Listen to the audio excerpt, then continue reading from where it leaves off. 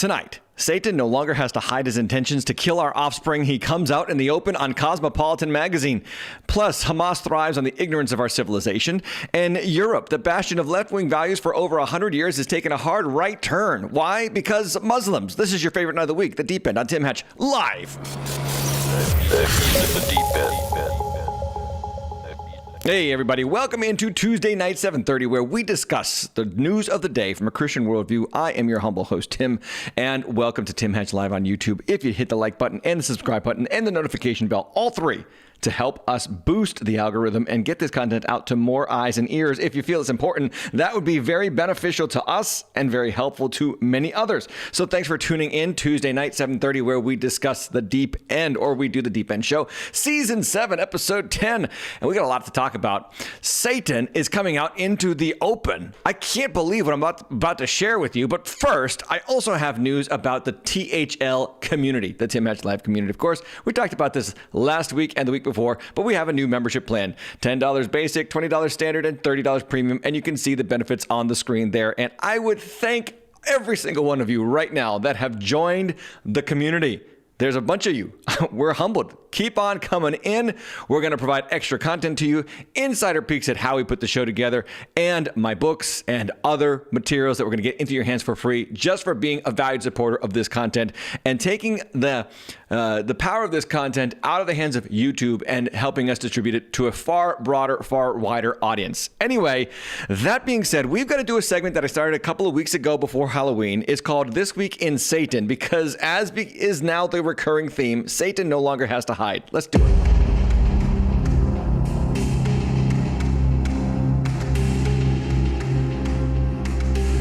This Week in Satan on the Deep End. Yeah. Okay, so here's the news. Cosmopolitan Magazine has endorsed satanic abortions. I kid you not, this is true. Let me just show you on their own Instagram page one of their posts. Actually, they have a post and they have a reel. Here's the post on Cosmopolitan's Instagram page. Now, Cosmopolitan, if you don't know, is pervades itself as, and I'm going to put this up here on the screen for you, the largest young women's media brand in the world. The largest young women's media brand in the world. Can you see that? I hope you can see that. If you can't see it, just go over to their Instagram homepage and you can see that that's how they dub themselves. So this is one of their posts. How does a satanic abortion ceremony even work? I can't believe the words that we put together in 2023. And they do this as like advertising themselves.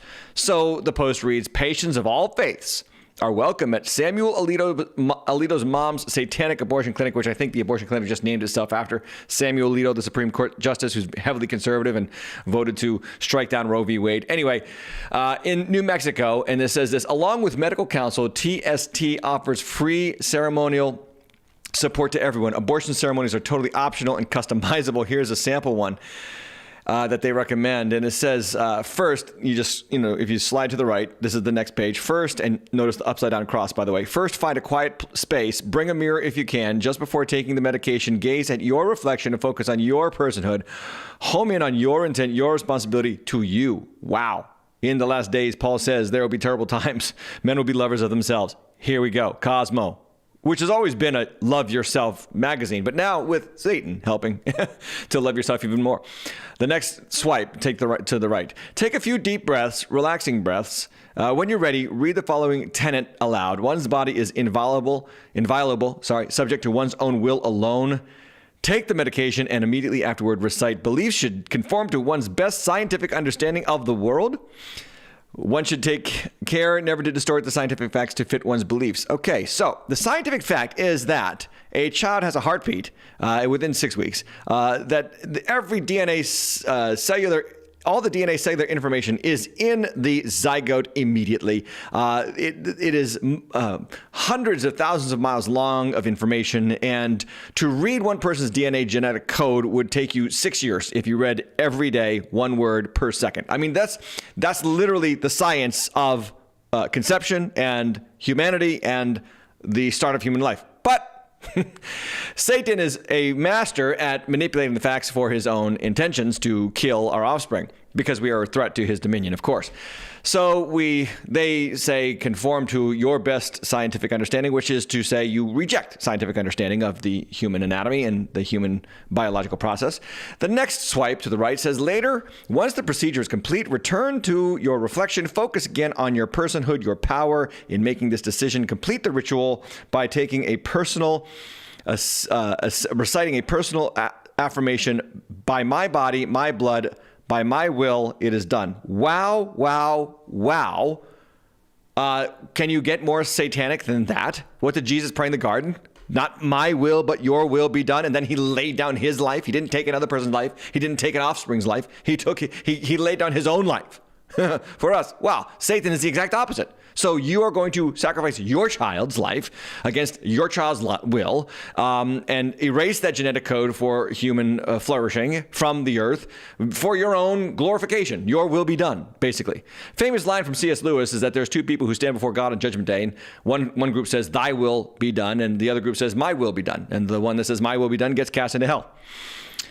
Interesting language here from Cosmopolitan. Then the last swipe says this: mirror or mantras or not, TST's point is that your abortion should focus on your autonomy in making this decision. Patients can include as many loved ones as they like, or light candles, or even dress up, whatever makes them feel empowered. Again, there you go. It's all satanic. It's all me first. It's all Isaiah 14 nonsense that we just see propagated now in popular women's magazines. And then on their reels, it says a satanic abortion clinic may sound like clickbait, but it's really happening in New Mexico, and it might just be the most genius reproductive justice play of our time. So there you have it, kiddos. There you have it. Well, Cosmopolitan also offers all this other nonsense on their website or on their Instagram page. Taylor Swift promotion, you promotion, this post about anxiety. I don't know. So this is the world. This is the kingdom of darkness. This is what they do. Oh, by the way, I just scrolled past it. This is the Cosmo satanic post. Just in case you were questioning whether I lifted that or even if they deleted it. Amazingly enough, they did not even delete it because they don't have to, because Satan does not have to hide anymore. And that is This Week in Satan. And now we've got to talk about Deep End News, because it is my job constantly on this channel to tell you what the news refuses to tell you. And so let's do it. Deep End News. The news you choose if you could choose news. Why do I do a Deep End News? Because it's not just the news you'd choose if you could choose news. It's the news that the cultural West will not show you, because there is an explicit bias in the Western news outlets, and particularly against the Judeo-Christian ethic, and that entails bias against the nation of Israel. And with that goes hand in hand the support and the narrative continuance of the terrorist regime Hamas that continues to strike terror into the hearts of civilians in Israel. I have to discuss what I think is the most ridiculous and bizarre and perhaps eye-opening moments in the history of journalism. Ladies and gentlemen, do you need any more proof that Western journalism is dead? That they no longer care about the facts, that they are about a narrative and propagating an ideology and propping up Hamas as some kind of equitable force against Israel that is just oppressed and marginalized and therefore victims of colonialization and therefore entitled to terrorist acts on their behalf. Well, that's the Western news outlet narrative. Look no further than Britain, where Sky News had a brain-dead anchor on television asking an Israeli government spokesman named Elon Levy about the 3-for-1 hostage exchange going on with Hamas right now. So the hostilities in the Hamas and Israeli war have come to a halt temporarily, a temporary truce, and there's some hostage exchange and prisoner exchange. Prisoners held, these are foreign or militants, Hamas militants, who have been imprisoned by Israel. They are being released for the exchange of civilians that Hamas took captive, the ones that they didn't rape and brutally torture before burning alive. You know, those hostages that they took into captivity. Those are being released in exchange for their own militants. Okay, so that's what you got. You got militants being handed to Hamas for civilians who never lifted a gun. Okay, that's the exchange. Now, Israel has to release 3 militants who are going to get back on the team and then turn around and aim guns back at Israel and their citizens for every one of Israel's kids and innocent people, civilians, right? So the Hamas narrative continues to propagate because of our ignorance. And I said, you want to see case in point? You got to check out this Sky News back and forth with this Israeli official. And just listen to the question. It's unbelievable how they frame the hostage exchange 3 for 1. 3 for 1. Here's how they frame the hostage exchange. Watch. I was speaking to a hostage negotiator this morning. He made the comparison between the 50 hostages that Hamas has promised to release, as opposed to the 150 prisoners that are Palestinians that Israel has said that it will release. And he made the comparison between the numbers and the fact that does Israel not think that Palestinian lives are valued as highly as Israeli lives? That is an astonishing accusation. If we could release one prisoner for every one hostage, we would obviously do that. We're operating in horrific circumstances. We're not choosing to release these prisoners who have blood on their hands. We are talking about people who have been convicted of stabbing and shooting attacks. Notice the question of proportionality doesn't interest Palestinian supporters when they are able to get more of their prisoners out. But really, it is outrageous to suggest that the fact that we are willing to release prisoners who are convicted of terrorism offenses, more of them than we are getting our own innocent children back, somehow suggests that we don't care about Palestinian lives. Really, that's a disgusting accusation. Good for Elian Levy there. I am appalled. You should be too. But this is what the news media does. This is why nobody trusts them anymore. This is why you cannot make stuff up like this as news anymore. It's the absurd has become normative for Western civilization, and it's only going to get worse. So Israel gives up 3 Palestinian prisoners of war for 1 civilian, and the news anchor's question is, oh, does that mean that you value Palestinians 1/3 of the value of an Israeli? I mean, you got to be stupid. You have to be brained. You have to have a master's degree in gender studies to ask that question. And I almost guarantee that news anchor has some kind of useless degree like that. By the way, back in 2001, Israel is so devoted to getting their own back that they actually exchanged 1 prisoner in Hamas's possession for 1,000 Palestinian militants. This is the Gilad Shalit prisoner exchange. It happened in 2011, and Gilad Shalit was an Israeli, I think, IDF soldier. He was captured in a 2006 raid on southern Israel by Hamas soldiers, and because Hamas is so willing to release captives alive, he was the first Israeli soldier ever to be released. Well, no, not ever, but to be released by the Palestinians back into Israel alive in 26 years. The first in 26 years to be released alive back in the hands of Israel. He was taken, like I said, prisoner in a 2006 raid by Hamas on the southern border of Israel. And I suppose that those who have a master's degree in gender studies would suggest that Israel considers a Hamas prisoner 1/1000th the value of 1 Israeli soldier, according to this news article. The insanity never ends. Oh, and something else that the news won't report was this happened over the weekend. 2 Palestinians accused of being Israeli spies were executed in public by Hamas by having their bodies hung on a metal pole.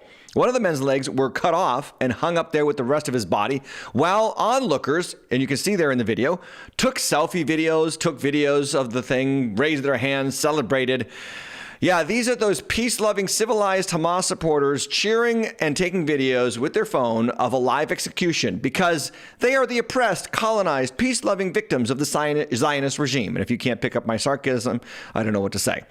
Now, who did Hamas release from captivity? One of them is 4-year-old Abigail Eden. This is Abigail Eden here on the screen, a cute little girl. She is 4 years old. She is now orphaned because her mom was shot in front of her when Hamas attacked Israel on October 7th, and her dad was killed while he was trying to protect her with his own body during the attack. Then she was taken hostage. She had a birthday in her captivity, and she is one of the few to be released by this evil, sick, disgusting Palestinian Hamas terrorist regime.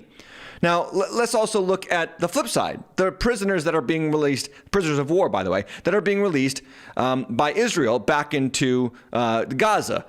These are Hamas sympathizers or supporters or active militants. And this is a woman that was released, and literally moments after her release, she enters the crowd and she starts chanting, "Allah is the greatest," and "put a sword in my hand." Watch.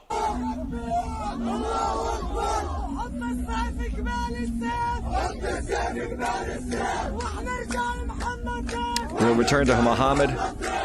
Put the sword in the hearts of the sword.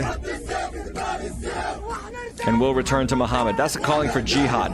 That's how you return to Muhammad. We are not slaves to anyone.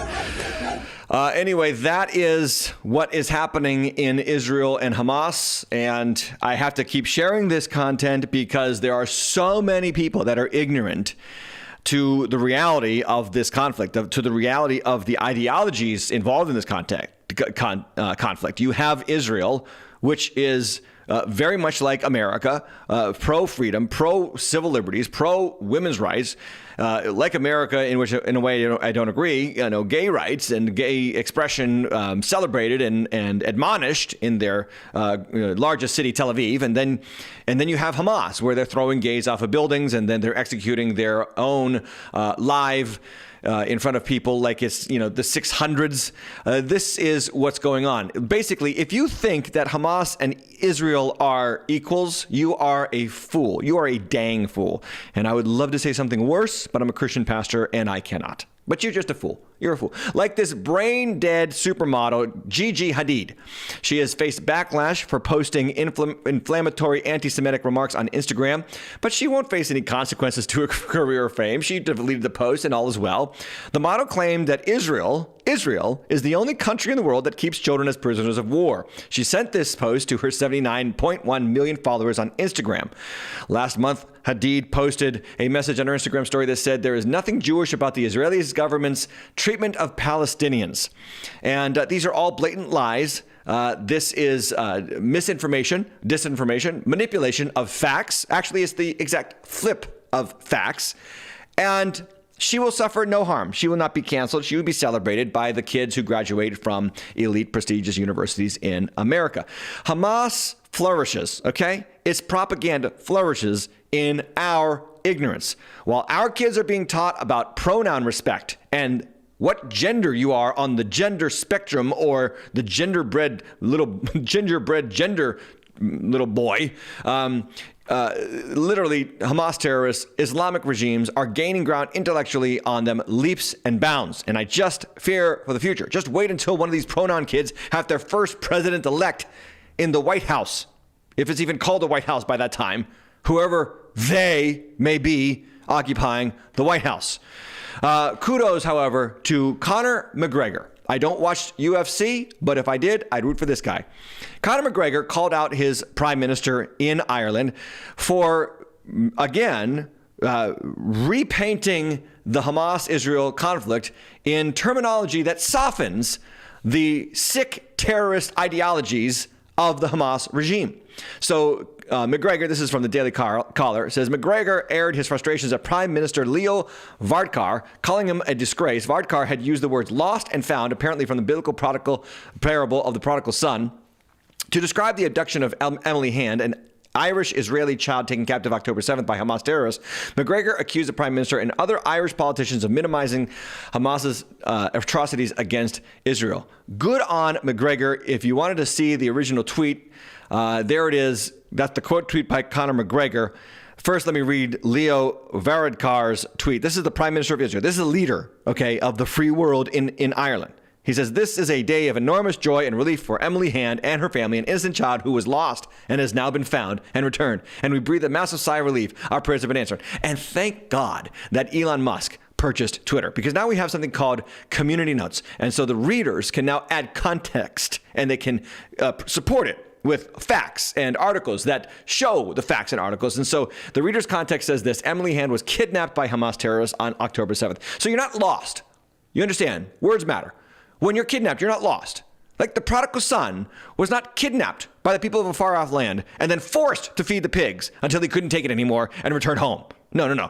This is not the terminology of hostages, lost and found. That is the terminology of lost sinners and found sinners. But here, Leo Varadkar, what a moron, an absolute disgrace. Rightly so. Rightly stipulated by Conor McGregor here. He says she was abducted by an evil terrorist organization. What is with you and your government and your paid-for media affiliates constantly downplaying, attempting to repress the horrific acts that happened to children? You are a disgrace. And then he calls out this stabbing in Ireland that was also washed in terminology that belittled the tragedy. So this is what's happening right now. And this is probably what's happening to some of you with your young children or grandkids or your friends in college. You have to go to public university or secular university to become this stupid. And make no mistake, Hamas and Islam will flourish, will grow, will gain ground on us the more ignorant that we become. I have another clip that I cannot believe is real, and it kind of underlies this whole idea that our educational system is bankrupt. The educational secretary under President Joe Biden is Miguel Cardona, and he was caught on C-SPAN. Nobody watches C-SPAN, so you would never watch us other than here on the deep end. But he was caught on C-SPAN trying to make a compelling case for why we need the government. And he interestingly quotes a very great president named Ronald Reagan. And I just want you to hear the quote that he says here from Ronald Reagan, and you try to get ahead of me here as to why he totally missed the point Ronald Reagan was making. This is, again, the Secretary of Education under President Joe Biden. Watch. We're going to set up follow-up calls with every governor we met with to make sure we're available. As I think it was President Reagan said, we're from the government. We're here to help. There are resources there, there's technical assistance there, and there's a playbook that could support the work you're doing. Count on us as a partner in this. Our students are waiting. Thank you. Okay. Do you know how he got that quote wrong? Now, technically speaking, Ronald Reagan did say the words in that order. We're from the government, and we're here to help. He technically did say those words. But here's the original quote that Ronald Reagan said those words in at a press conference. Watch. I think you all know that I've always felt the 9 most terrifying words in the English language are, I'm from the government and I'm here to help. The Secretary of Education literally picked that quote out and said, yep, like the great President Ronald Reagan said. I mean, again, public education, bankrupt. This is what happens when you take history books out and you put gender books in. This is what happens. And I teach my church leaders that context matters in the biblical narrative. And so context matters when you're quoting other people. But in an age when you have instant access to people's quotes on your phone, like Secretary Cardona could have picked up his phone and said, wait a second, let me just make sure before I say this publicly on a recorded C-SPAN presentation, let me just make sure that I've got the quote right. Okay.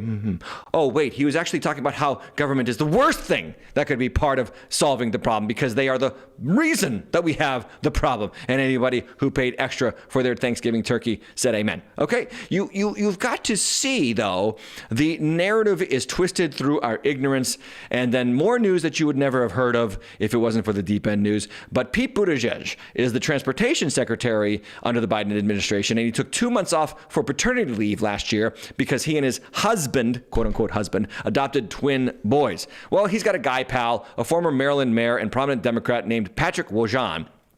Patrick Wojahn was just sentenced to 30 years of prison for possessing and distributing child sex abuse images. Yes, that's him there in the picture. That's his mugshot on the bottom right. He was the first openly gay mayor of College Park, Maryland. And so he's going to prison, rightly so, for 30 years. And I doubt that he will live out that sentence. It's going to be a rough go for Mayor Patrick and Buttigieg's buddy in prison. That is the news that you would not hear, possibly, if it wasn't for this channel. Thank you so much for those of you who are part of our membership plan. Now, I have to shift gears radically here, and we've got to discuss something going on in Europe, because as America is kind of like on the front end of all of this disinformation and narrative being, spewed upon our young, and this pro-Hamas, pro-Palestinian, rallies in the major metropolitan areas of our country, Europe is actually experiencing a great awakening. I absolutely can't believe it, but we've got to talk about the European awakening happening right now.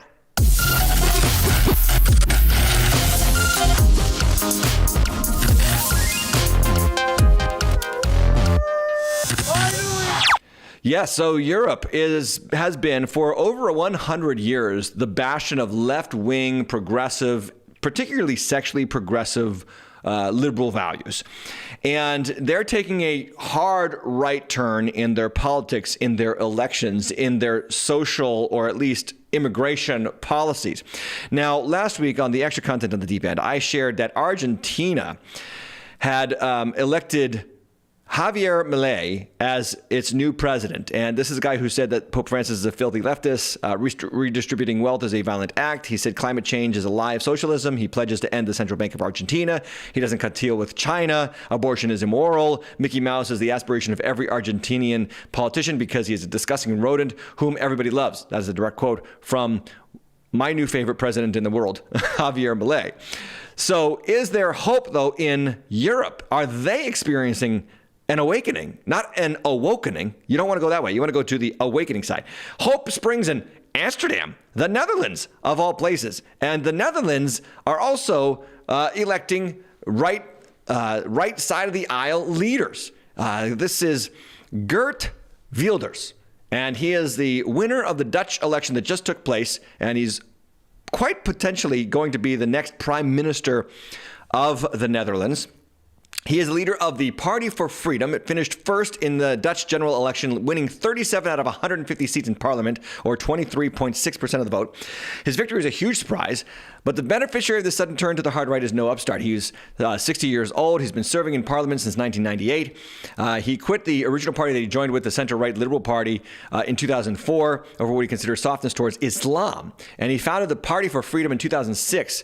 He has always had a solid voter-based support, but he spent his parliamentary career mostly on the sidelines, and now he has gained prominence. Why? Because there is an uprising against immigration in Europe. And when you are anti-immigration, you are considered to be hard right, or on CNN, a far-right fascist.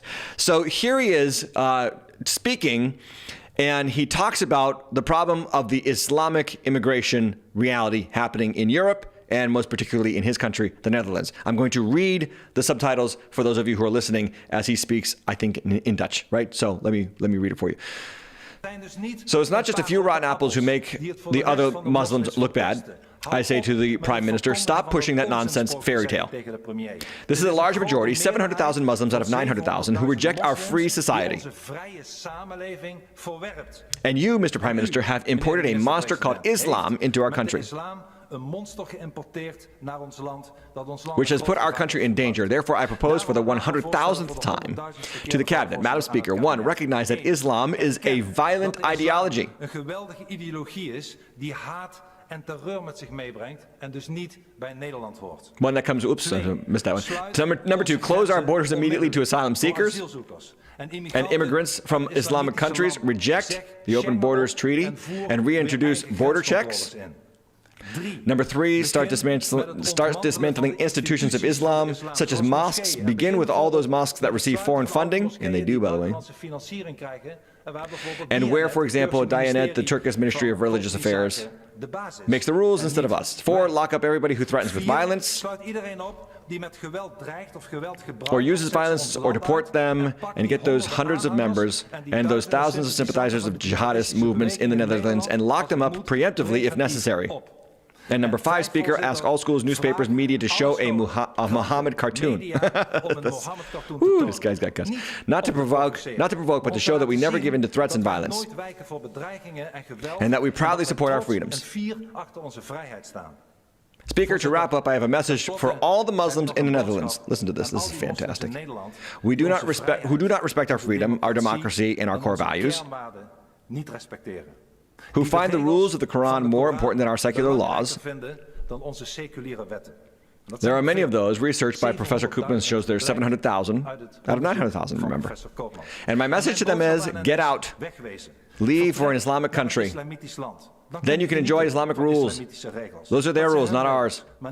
This is our country, not your country, but our country. This is the Netherlands. Wow.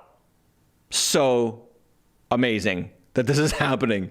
There is an awakening happening in Europe, and they are realizing that just a small influx of the population becoming Muslim is a problem for civilization. Huh, who would have guessed? A religion literally born in blood. Born in blood, okay? Look it up. Read the history of Muhammad. He first thought he was demon-possessed. His wife convinced him that he was not. And then he went and attacked cities. He attacked Mecca. Why? He was an outsider. He was vilified. The Jews hated him. The Arabs hated him. Everybody hated him. And so what does he do? He turns to violence, and he starts the uprising, and he takes leadership of a ragtag group of people who gain more and more popularity because violence is something that men are attracted to. And that is happening all over the world. Wherever Islam goes, violence follows. Well, according to Reuters, Muslims are in shock over this anti-Islam party's Dutch poll win. Now, this is just because only 5% of the Dutch population of almost 18 million people are Muslims. Now, that's important. Only 5%.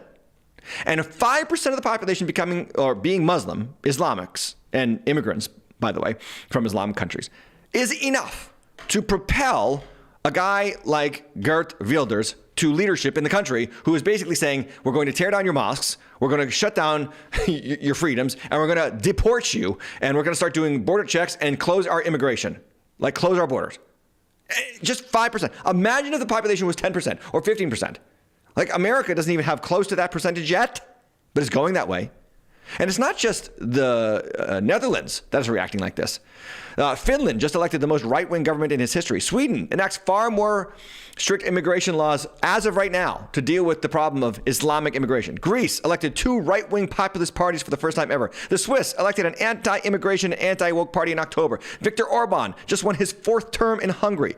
Giorgia Meloni, we talked about her, in Italy. She won in a landslide, promising to stop illegal immigration. And Spain has hundreds of thousands of people marching right now in their streets against the leftist open immigration party. And this is not because Muslims are a majority percentage of the population. They are still a severe minority, but they are loud, and they are vocal, and they are infective and pervasive and toxic, and they are parasitic, bent on hate, intolerance, and murder. And I don't care if YouTube suppresses my content for saying this. That's why we have the membership plan. It's the truth. And the truth has to get out there. And now more and more politicians on the right in Europe are not afraid to say the truth. Consider this guy. This guy is Jimmy Åkesson, the leader of the Swedish Democrats. Sweden Democrats are actually the Republicans in Sweden, so they're like the conservatives. But he said that we need to demolish mosques where anti-democratic, anti-Swedish, homophobic, or anti-Semitic propaganda or general misinformation about Swedish society is spread. Now, interesting that he would come out and say that publicly, not behind closed doors to conservative donors. He says it publicly because guess what? The public sentiment is starting to wake up to the fact that Islam is a hateful ideology bent on occupying and then obliterating any society that it takes hold of, as it did historically in the 600s under the leadership of Muhammad. Nothing has changed about that religion for 1,400 years. And if we're not careful, America is next. America's Islamic population has doubled from 2007 to 2020. Of course, it's still only 3.85 million according to 2020 statistics. Of course, that could be higher. But what is that? That's like 1% of the American population. And if I say these things, of course, people will call me a bigot because they are ignorant of the teachings of Islam and the Quran. But the Quran, obviously, literally, the Quran literally blesses people and offers blessings to the members of Islam who migrate to other nations in order to spread Islam. This is from the Journal of Scriptural Reasoning, the Quran perspective on immigrants, Prophet Muhammad's migration, and its implication on our modern society. And so it writes this, quote, this is from the Quran, those who migrate for the sake of God shall find many places for refuge in the land of great abundance. Now, the Journal of Scriptural Reasoning reports, according to Islamic teaching, every part of the earth is God's land. This is Islamic teaching. Now, this is Christian teaching as well, okay? But listen to the difference. See if you can spot the difference between Islam and Christianity. Although today we have put up borders in order to divide nations and stop the flow of immigration and emigration from one land to another, in the teaching of Islam, all lands belong to God and all people are servants of God. A similar statement which indicates that the entire land belongs to God is found in one of the sayings of the Prophet, quote, God has made the entire face of the earth as a mosque for me and its soil as pure, end quote. So the mindset, what I'm trying to tell you, and you've got to see this, the mindset of Islam is the whole world belongs to God, But it is also a mosque for Islamic leaders, and it is their job to keep it pure through Islamic teaching, by conversion or by occupation. And if you don't want to take my word for it, or even that article's word for it, how about we hear it from the horse's mouth? This is a Islamic imam, and he is literally talking about Islam's plan for the world. Listen from his own When Muslims go and conquer the adjacent country, what do? We kill them all? No. The Prophet says, the first thing you do is call them to Islam. If they refuse, then tell them Allah obliged upon you to pay taxation. In return, when enemy comes and attack your country, you don't fight. We Muslims protect you. Subhanallah, for this little money? Yes. And you enjoy sitting in your homes and in your country and live your life normally. But the ruling is for Sharia. So you do not open nightclubs, you do not fornicate. If they refuse, then we have to fight. And if we fight you, then we capture you, you become our slaves, and we take your land, and you take because you refuse. I give you two good options in the coming 40, 50 years when the Muslims become strong as they're supposed to be. When Please, some of you parents of woke children have got to show that clip to your kids. Please, because they've been taught through their educational system that Islam and Christianity and Judaism and Hinduism, they're all basically the same, and, who's to say that one religion is better than the others? I mean, they're all equally tolerant and loving and kind. No, this guy literally just said that we're going to come over and take over your country, and you don't have to convert. You should convert, but if you don't convert, we're going to charge you a tax to protect you. And then, by the way, our protection requires that you do not fornicate, no sex outside of marriage, young people, no nightclubs, and no homosexuality, and really no freedoms. Okay, you got to live according to Sharia law, and but pay us a tax for living under our Islamic rules, even though you're not Islamic. That is their game plan.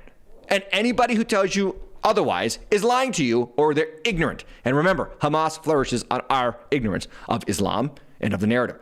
Now, let me just show you some notable immigration quotations from the Quran itself. Okay, Quran 9:14, quote, "Fight against them so that Allah will punish them by your hands and disgrace them and give you victory over them and heal the breasts of a believing people." Quran 3.151, "We shall cast terror into the hearts of those who disbelieve because they joined others in worship of Allah, for which he had sent them no authority. Their abode will be the fire, and how evil is the abode of the Zalimun," polytheists and wrongdoers. So if you worship Jesus and Allah, that's your future, hell.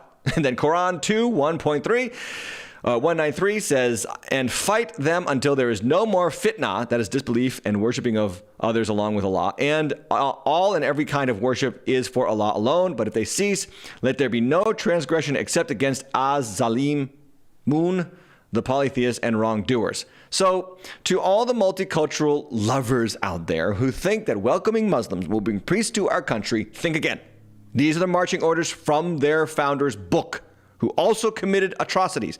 And yes, amazingly, last week when I mentioned this on the deep end, I saw in the comments, and I read all your comments, by the way, somebody was shocked by this. They didn't even know that Muhammad took a 6-year-old as his wife. Yes, this is true. Someone was shocked in the comments to learn this. It's absolutely true. Look it up for yourself.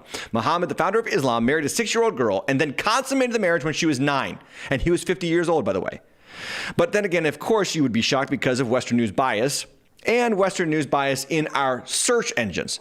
If you search Google on the child bride today, you get over 100 of rebuttals against the claim from pro-Islamic websites. Literally Google doing work to protect this truth from coming out. You got to go way down on the search engine to find the truth. He married a 6-year-old and consummated at 9 years old. Oh, and by the way, years ago, in 2008, a book was on the verge of being published. The book's title was The Jewel of Medina, and it was supposed to be published in 2008. It was yanked from publication by Random House Publishing. Why?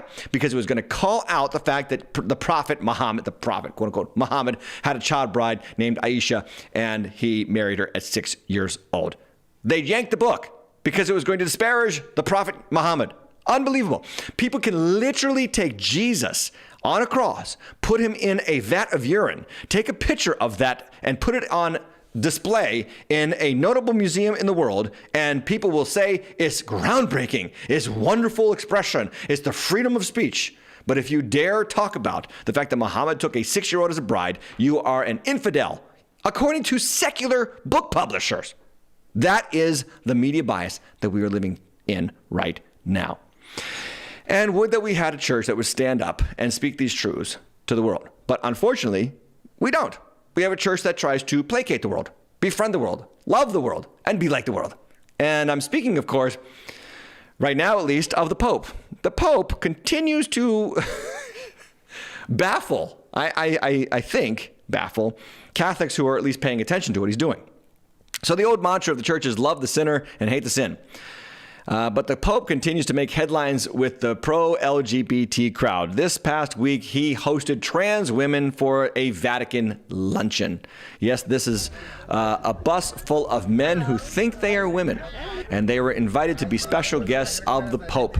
And the full story is that during the pandemic, under Italy's strict lockdown laws, some sex workers showed up at a Catholic church and asked for help. They needed food, they needed shelter, they needed vaccines, and there was a local priest in Rome who helped them and then got news of that to the Vatican, and the Vatican also stepped up and helped them. And you could applaud that action to help even sex workers when they're hurting, when they're starving, when they are, in need of medical care. There's nothing wrong with that. But it's kind of interesting that the Pope continues to do things like this, where he goes out of his way to placate only one particular kind of sinner. A few months ago, I reported on the Deep End that he said he would be open to blessing gay unions in a groundbreaking letter to his bishops. And the question about having trans people out for lunch or blessing gay unions has to be, is this what Jesus would do? Now, let me play the Pope's side here. Okay, I'm not Catholic, and I disagree greatly with Catholic theology, of course. But here's the question. Did not Jesus hang around sinners? Did not Jesus get accused of being a drunkard and a Samaritan for hanging around with those kinds of people? And aren't we as Christians supposed to hang around non-Christians? Because if we're not around non-Christians, how can we ever win them? How can we ever share the love of Jesus with them and hopefully see them have their eyes opened by Almighty God and then come to saving knowledge of Jesus Christ? That, yes, absolutely must happen. Jesus hung out with Matthew. He was at a tax collector booth when he called him. The next thing you see happening is Matthew throws a dinner party at his house for Jesus and all of his tax collecting friends. It's a beautiful thing. Nothing wrong with it. Jesus also reached out to the very religious, legalistically religious Saul of Tarsus and converted him and brought him into the fold. The church is absolutely for the most religious and the most irreligious. They're all brought in through the blood of Jesus Christ and made one brand new body. But here's the thing. Why do Christian leaders, not just the Pope, but cool church pastors and particularly mainline pastors, love to cater to only one particular kind of sin? Let me ask this question. Does the Vatican have plans for a dinner with drug dealers? Or how about a brunch for people committed to committing adultery? Will the Pope invite billionaire tax cheats out to Rome for an afternoon soiree?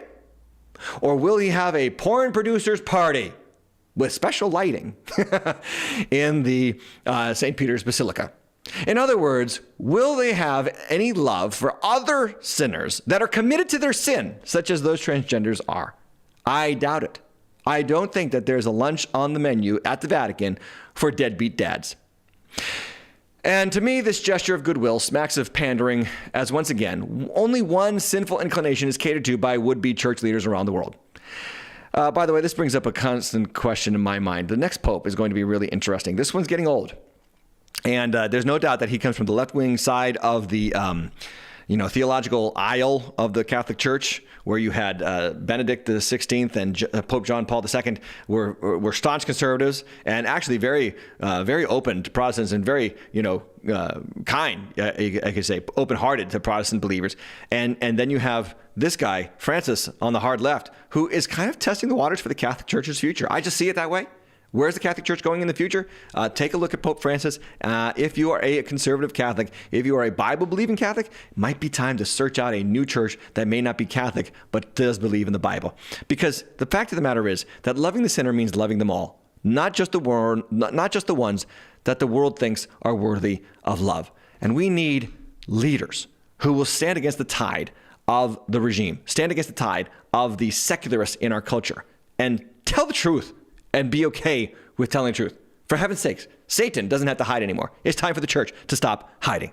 Anyway, that is the show for the free content, guys. We are going to do an extended content like we're going to start doing every week. And if you are interested in being a part of our community, join the Tim Hatch Live community. Help us take the power out of YouTube's hands to spread this content farther than we can imagine. There are the price plans for you. Monthly costs, monthly support is appreciated. The deep dive is back tomorrow night, and then you can check out gear and wear on timhatchlive.com. So join the community. When you join the community and support us, we support Project Rescue and the American Bible Society, and I'm so glad that you were here. Other than that, have a good night, and I will see you insiders in just a moment on the channel.